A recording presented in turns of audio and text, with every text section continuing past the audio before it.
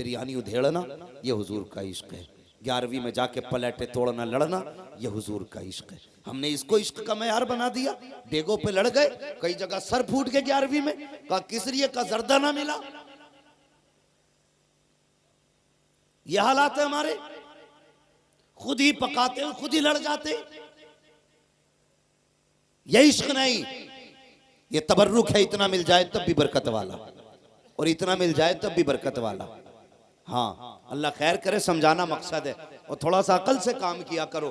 11वीं में मस्जिद में लड्डू बंटते हैं, किसी को ना मिले ना तो कहते इमाम साहब ने कम मंगाए होंगे। अब बताइए कम क्यों ना पड़ेंगे?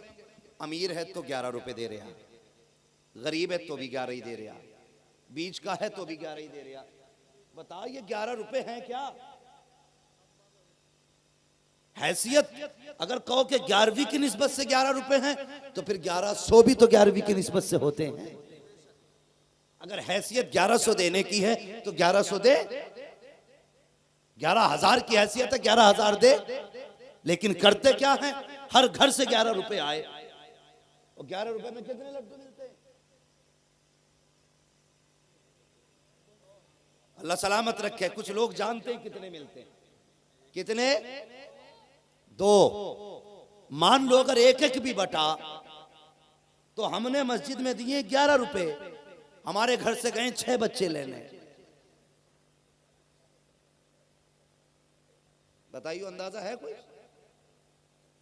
11 रुपए के 2 लड्डू मिले, 6 लोग लेने पहुंच गए, तो जो हमने दिया था 2 लड्डू तो हमारे मिल गए, बाकी के 4 कहां से आएंगे? इमाम साहब अपना गल्ला बेचें, महीने की तनख्वाह दें, लड्डू पूरे करें। गलत कह रहा हूं मैं? ये सही बात कह रहा हूं। तो ख्याल करें 11वीं को 11वीं के तरीके से मनाया करें। हाँ, लेकिन जिम्मेदारी इमाम ही है बेचारा कि लड्डू बचा लिए होंगे, पैसे निकाल लिए होंगे। कितने तो इतने अक्लमंद हैं, इतने अक्लमंद हैं, इधर मस्जिद में पैसे आने शुरू, वो कॉपी लेके बैठ जाते हैं। तुम्हारे गांव में भी अल्लाह सलामत रखे। तो क्यों है कॉपी? हमने लिखा इमाम साहब 10 रुपए जेब में न सरकार लें। अगर तुम्हें इतना एतमाद नहीं, जो मुसल्ले पे खड़ा है वो 10 रुपए चुराएगा, तुम्हारी नमाज हो जाएगी? एक चोर के पीछे नमाज हो सकती है? अगर नहीं हो सकती तो फिर नमाज छोड़ या फिर कॉपी छोड़। खुद भूल जाएगा 10 रुपए लिखना और कह देगा यार हिसाब में गड़बड़ी है। या एक के अगर इमाम ने 2 बार ऐलान कर दिया, उन्होंने डबल चढ़ा दिए, तो कहता 20 रुपए ज्यादा हो रहे थे, वो कहां है?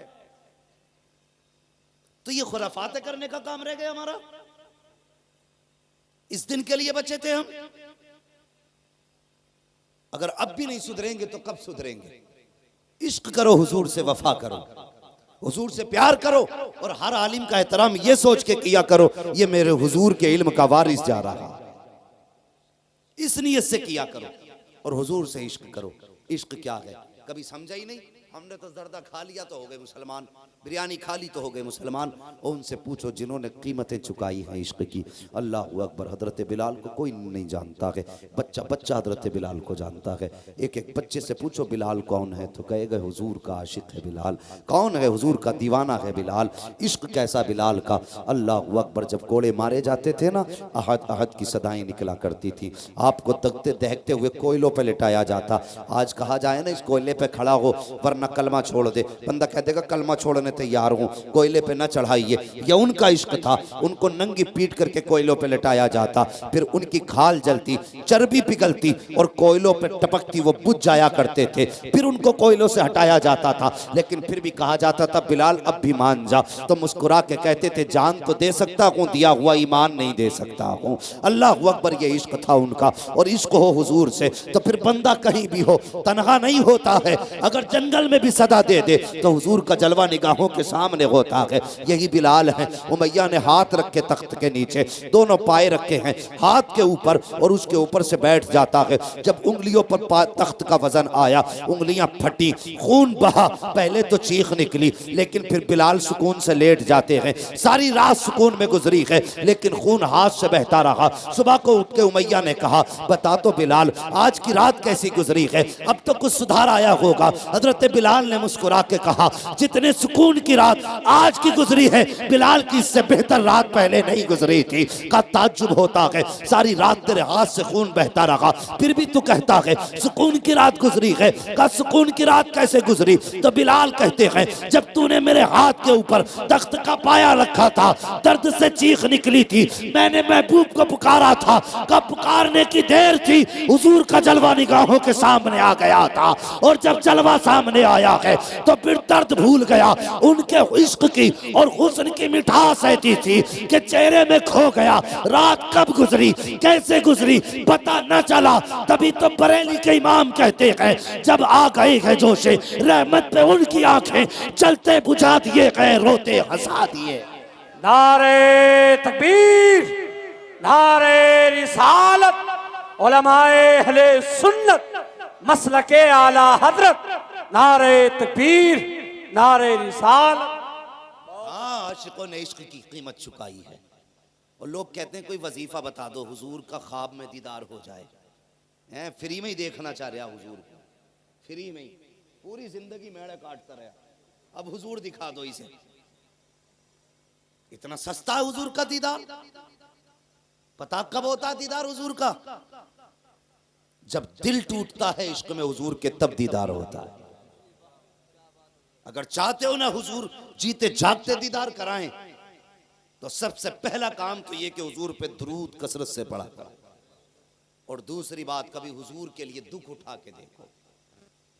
जब तुम दुख उठाओगे, खुदा की कसम आवाज देने की जरूरत नहीं है, हुजूर खुली आंखों से आपको अपना दीदार अता करेंगे। हाँ, लेकिन इश्क तो होना चाहिए हुजूर से। हुजूर के नाम पे कुछ तकलीफें तो हम भी उठाएं। उस कौम से क्या उम्मीद की जा सकती है तकलीफ की, जिसे दाढ़ी में भी वजन लगता हो। दाढ़ी रखने में वजन है। हम कहते हैं हुजूर का दामन नहीं छोड़ेंगे, और काम क्या करते हैं, चेहरे पे दाढ़ी नहीं छोड़ेंगे, जुम्मे के जुम्मे साफ करा रहा।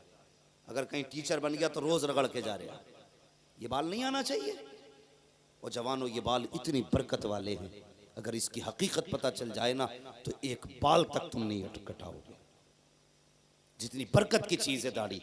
मैंने तो यहां तक बुजुर्गों को फरमाते सुना, अगर सुन्नी सही उल अकीदा कब्र में जाता है दाढ़ी लेकर के, फरिश्ते आते ना हिसाब सवाल करने के लिए, जब फरिश्ता कफन उठाता चेहरे से, सुन्नी सही उल अकीदा है ना, तो चेहरे की दाढ़ी देख के ना ढक देता है। दूसरा कहता क्या बात है, हिसाब नहीं लेना? तो कहता मुझे हया रही है, इसके चेहरे पे मुस्तफ़ा की सुन्नत मौजूद है। ये इस दाढ़ी की बरकत है, इस दाढ़ी की बरकत। और फरमाया गया अगर दाढ़ी में सफेद बाल बन गए और उस बालों को लेके मर गए, तो कब्र में अंधेरा नहीं होगा। उसके सफेद दाढ़ी के बालों से अल्लाह उसकी पूरी कब्र को रोशन फरमा दे। लेकिन सफेद की फजीलत है तो बंदा कोई नील लगाए घूम रहा दाढ़ी में, कोई गेरू लगाए घूम रहा, कोई काली पीली करे घूम रहा। और भाई ये जितनी सफेद होती है उतनी खूबसूरती बढ़ाया करती है। हाँ, नहीं लगता ऐसा? ऐसा लगा कुछ तो मेहंदी लगा के भूल ही जाऊं कई साल तक के लिए, तो निरी मैली सी लगने लगती है। ऐसा लगता है जैसे न मुंह ही नहीं धोया। वो अल्लाह के बंदे, सफेद थी तो खूबसूरत तो लगती, तो इसे सफेद रखा करो। सफेद नाजायज नहीं है मेहंदी लगाना। कभी ये ना समझे कि मौलवी नाजायज कह के गया, जायज है। लेकिन जो हुस्न सफेदी में है ना, वो किसी रंग में नहीं है, किसी रंग में नहीं है। तुम देख लेना, दो बुजुर्ग बैठा लेना, एक नीली रंग के लाया हो, दूसरा सफेद लिए बैठा हो, फिर देखना नूर की बारिश किसके चेहरे पे हो रही है।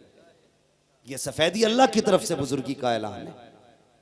तो चेहरों पे दाढ़ियां सजाएं नौजवानों, फिर इसकी बेपनाह बरकतें हैं, बेपनाह बरकतें हैं।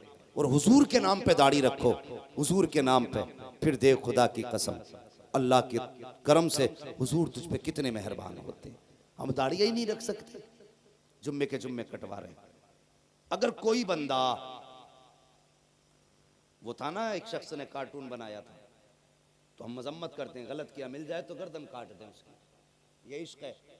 मगर बात ये है, हम कार्टून बनाने वाले पे इतने नाराज, और जो रोज दाढ़ी मुंडा के नाली में फेंकते हैं, क्या उन्हें हुजूर की सुन्नत याद नहीं आती? ख्याल करें, चेहरे रौनक पा जाते हैं जब चेहरे पे दाढ़ी आती है। तो नौजवानों कोशिश करो, ये मत सोचना, लोग कहते हैं शादी नहीं होगी भाई दाढ़ी रख ली तो। क्यों? ये जितने दाढ़ी वाले इनमें से कोई ऐसा है जिसकी ना हो रही हो? कभी शादियां दाढ़ी से नहीं रुका करती।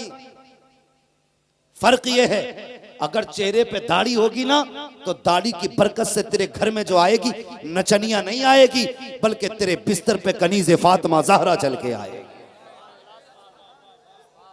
ये गारंटी। अगर चाहते हो कि तुम अच्छी नस्ल को अच्छी गोद दो, तो फिर चेहरों पे दाढ़ियां सजा लो। ये खुद ऐसा एंटिक है कि शैतान औरत तुम्हारे करीब आ ही नहीं सकती, इसलिए दाढ़ी की बरकत भी है। तो सजाएंगे इंशाल्लाह चेहरों पे दाढ़ी, कोशिश करें हुजूर की सुन्नत से प्यार करेंगे और चेहरे पे दाढ़ी सजाएंगे, और जवानी में भी मरे ना तो इस शान से मर के जाएंगे। अगर चेहरे से कफन हटा दें फरिश्ते, हुजूर देख के मुस्कुरा के कह दें सोने दो, देखते नगी वो सीने पे मेरी सुन्नत रख के ला रहा। इसलिए जरूरी है। हाँ, मूछे कटवाओ, ये हुक्म है, दाढ़ी बढ़ाओ, मूछे पस्त कराओ। इतनी बड़ी मूछ मकरू है जो पानी वगैरह पीने में पानी में टच हो, समझ रहे? और ऐसी भी ना कि जो बिल्कुल ही साफ करा दो यहां तक, मूछ के चक्कर में पता ना क्या बने फिर रहा है। हाँ, मूछ का तसव्वुर ही अलग ले लिया लोगों ने, यहां तक मार गए, ऐसा लग रहा है नकली लगाए घूम रहे हैं। हाँ, तो मूछे पस्त कराने का हुक्म है, मुंडाने का नहीं। ये भी ख्याल रहे, मुंडाने में पस्त कराने में फर्क होता है। मुंडाना ये होता उस तरह से, पस्त कराना छोटी करो जितनी हो सके काट के। तो कोशिश करें हर बंदा चेहरे पे दाढ़ी सजाए। और मैं कई सर देख रहा हूं जिन पे टोपियां नहीं है। अल्लाह तौफीक दे तो 1800 की पैंट लेके आओ ना, तो 18 रुपए की टोपी जरूर ले आना। अगले प्रोग्राम में कभी हाजिरी हो ना तुम्हारे गांव में, नसीब से, तो अल्लाह करे सबके सर पे टोपियां होनी चाहिए। बोलो इंशाअल्लाह। ओ शर्मा मत जवान, शर्माने की बात होती तो मैं खड़ा करके कहता टोपी कहाँ है। कोई बात नहीं, भूल गए, लेकिन आइंदा जलसे में जाते वक्त टोपियों का ख्याल रखें और हर वक्त टोपियां ओढ़ा करें। ये शिकायत करते ना कि हमारी माँ बहनें दुपट्टा नहीं ओढ़ती, मैं अक्सर ये बात कहता हूँ, जब से जवान ने टोपियां छोड़ दी, औरतों ने दुपट्टे छोड़ दिए। आप टोपी ओढ़ना शुरू कर दो, बेटियां दुपट्टे ओढ़ना शुरू कर देंगी। तो लाजिम करो टोपी को, हमारी पहचान है टोपी, हमारी शान है टोपी, और हम इसे ही नहीं ओढ़ते तो टोपी को लाजिम करो। मैं अर्ज कर रहा था, लोगों ने इश्क की कीमतें चुकाई हैं। अल्लाह अकबर। तारीख में एक नाम आता हजरत जुनैरा का, हुजूर से इश्क किया। अल्लाह अकबर। हजरत जुनैरा ने जब इश्क किया ना हुजूर से, हजरत उमर उस वक्त तक ईमान नहीं लाए थे जब इन्होंने कलमा पढ़ा था। जब कलमा पढ़ा ना तो हजरत उमर को पता चल गया।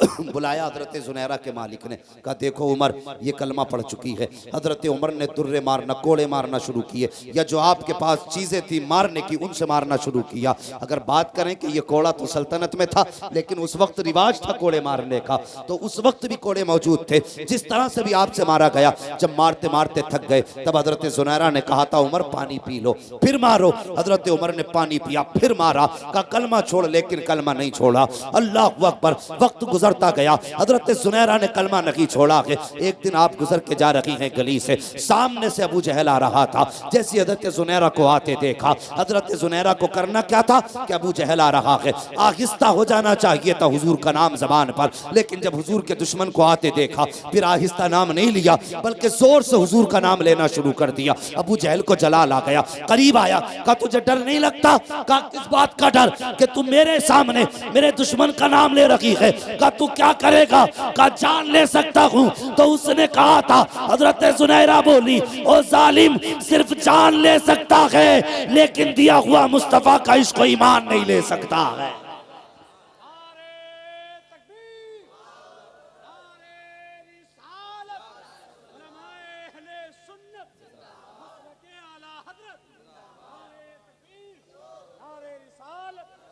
ये हजरत जुनैरा का इश्क है। अल्लाह अकबर जब कहा कि नहीं मानोगी, कहा नहीं, तो अल्लाह अकबर आपके हाथ बांधे गए और बांधने के बाद सरिये लोहे के पिघलाए गए, गर्म किए गए। उसके बाद हजरत जुनैरा की आंख के करीब किया गया। कहा जुनैरा अब तो सौदा होगा, या तो हुजूर का दाम छोड़ दे वरना तेरी आंख जलाई जाएगी, आज के बाद तू इस आंख से नहीं देख पाएगी। हजरत जुनैरा ने कहा आंख की औकात क्या है, हमें तो सांसें भी मिली हैं तो हुजूर के सदक़े में मिली हैं, तुझे जो करना है कर। अल्लाह अकबर वो दहकती हुई सलाख, वो सरिया गरम आपकी आंख पे लगाया गया, आंख फूटी, खून बहने लगा। फिर दूसरा सरिया गरम किया गया। कहा जुनैरा अब तो मान जा, अगर अब भी नहीं मानोगी तो तेरी दूसरी आंख निकाली जाएगी। हजरत जुनैरा ने कहा जो चाहो कर लो, हुजूर का नाम नहीं छोड़ना है। दूसरी आंख पे भी गरम करके सरिया लगाया गया, दोनों आंखें फूट जाती हैं। हजरत जुनैरा की जबान पे शिकवा नहीं आया। फिर दुश्मनों ने कहा था जुनैरा अब चल एक काम करते हैं। कहा कौन सा काम? का एक काम तो कर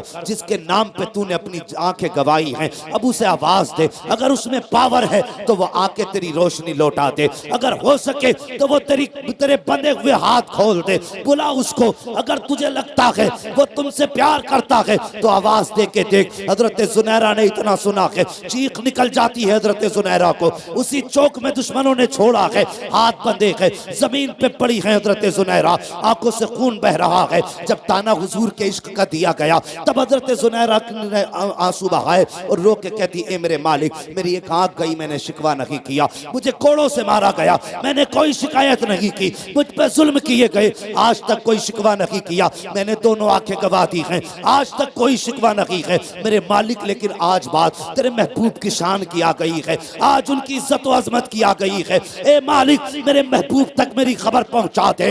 ये कहते कहते रोने लग जाती है। कुछ देर गुजरी है, हवा का झोंका आया, उस झोंके के अंदर नबुव्वत की भीनी भीनी खुशबू आने लग जाती है। जुनैरा समझ जाती है ये खुशबू तो मेरे महबूब की है, ये भीनी भीनी खुशबू तो मेरे आका की है। अल्लाह अकबर। जब हुजूर करीब पहुंचे हैं, हजरत जुनैरा रो रही हैं। आका फरमाते जुनैरा इस बात पर रो रही हो कि आंखों की रोशनी चली गई है, इसलिए रो रही हो कि अब जमाना नहीं देख पाओगी? कहते नहीं या रसूल अल्लाह, इसलिए नहीं रोई कि दुनिया की बहारें नहीं देखूंगी, बल्कि इसलिए रो रही हूँ कि आज के बाद हुजूर का जलवा कैसे देखूंगी, महबूब का चेहरा कैसे देखूंगी। अल्लाह अकबर। फिर उसके बाद हजरत जुनैरा ने कहा था या रसूल अल्लाह मेरे आंखें गवा दी गई हैं, लेकिन दर्द इस बात का है कि आपको कैसे देखूंगी। मेरे हुजूर ने अपना लुआबे दहन लिया और लेने के बाद हजरत जुनैरा की आंखों पे लगाया, बस लुआबे दहन का लगना था। हजरत जुनैरा कहती है फिर जो आंखों के में रोशनी आई है, ऐसा लग रहा था कि इससे बेहतर रोशनी आज से पहले भी नहीं थी, जैसी अब आई है। तभी तो बरेली के इमाम ने कहा है कौन देता है देने को मुंह चाहिए, देने वाला है सच्चा हमारा नबी। नारे तकबीर, नारे रिसालत, मसलके आला हजरत, मसलके आला हजरत, नारे तकबीर, नारे रिसालत। अल्लाह अकबर। ये हुजूर का इश्क। और उसके बाद हजरत जुनैरा ने जब आंखों की रोशनी आ गई फिर आवाज दी, कहाँ है अब वो लोग जो मेरे महबूब को चैलेंज कर रहे थे? और कहा सुनो जालिमो, अगर तुम आंखें लेना जानते हो तो मेरा महबूब आंखें देना जानता है। हाँ, मैंने कहा था इश्क में जब कोई कीमत दी जाती है ना तब इश्क कामयाब होता है, तब इश्क कामयाब होता है। जवानों हुजूर से इश्क करो, हुजूर से प्यार करो, हुजूर से वफा करो, यही असले जिंदगी है। माँ बाप की इज्जत करो, इनकी कदर करो। और छोटे छोटे बच्चे जो मेरे सामने बैठे, इनसे गुजारिश करना चाहता हूँ, अगर चाहते हो ना कि तुम्हारी जिंदगी भी एक रोशन जिंदगी बने तो बेटे मोबाइल छोड़ देना, किताबें पकड़ लेना। ये उम्र पढ़ने की है। अगर अब मेहनत कर लोगे तो जिंदगी भर ऐश करोगे, और अगर अब ऐश करोगे तो पूरी जिंदगी मजदूरी में गुजरेगी। तुम्हारी मर्जी है ये 20 साल मेहनत में गुजारने हैं या आगे के 40 साल मेहनत में गुजारने हैं। पढ़ें और आगे बढ़ें। अब दौर तोपों का नहीं है, दौर तलवारों का नहीं है। जो ये चीजों का इस्तेमाल करते हैं यकीनन वो आतंकवादी होते हैं, चाहे वो किसी भी धर्म के हों, किसी भी मजहब के हों। अगर आज कोई किसी पे जुल्म करता है इन चीजों के जरिए तो वो खुद आतंकवादी है, और दुनिया जानती है आतंक कौन फैला रहा है। लेकिन हम सिर्फ इतना कहना चाहते हैं, अब लड़ाई कलम की है। जिसके पास जितनी तालीम होगी वो कौम उतनी ही आगे जाएगी। अगर आपके पास तालीम नहीं तो आप भूल जाइए, आप अपने घर भी बचा पाएंगे, घर भी नहीं बचा पाएंगे। इसलिए जरूरी है पढ़ें।